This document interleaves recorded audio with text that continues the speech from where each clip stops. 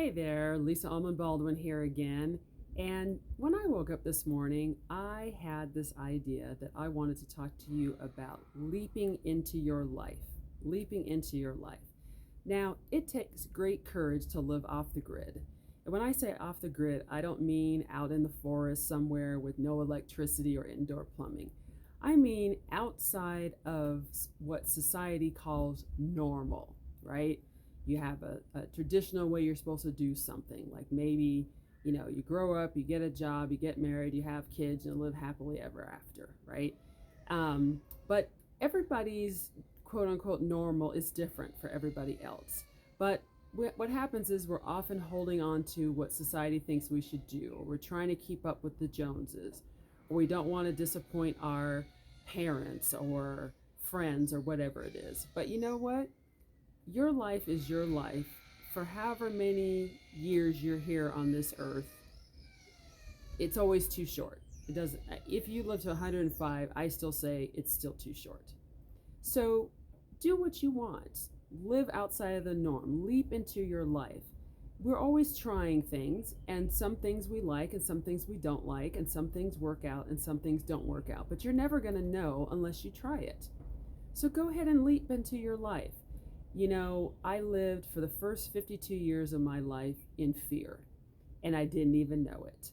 Fearful that I wasn't good enough, fearful that people wouldn't accept me, people wouldn't love me, fearful that I wasn't smart enough, fearful that my dreams, goals, and desires were just unreasonable and they were never going to happen. And once I learned that it's in the trying is where even some growth comes in, then things completely started to turn around. Now, it doesn't mean that things still don't work out sometimes the way I'd want them to, but I sure give myself credit because I put myself out there and I tried it. People that tell you crazy and you can't do things, those people you really don't want in your corner. They might be well-meaning, but they're not the ones that are sticking their neck out to try something completely what other people would consider abnormal. They're not the ones who are going to support you necessarily when you're down and in a dark place. And hopefully those will be the people that if you do succeed in your dreams, goals, and desires, that will be there to cheer them on. But you're the only one that's in charge of your life, and you don't need approval from anybody else. Once I decided to live off the grid, that was one of the scariest, but one of the most rewarding things I have ever done.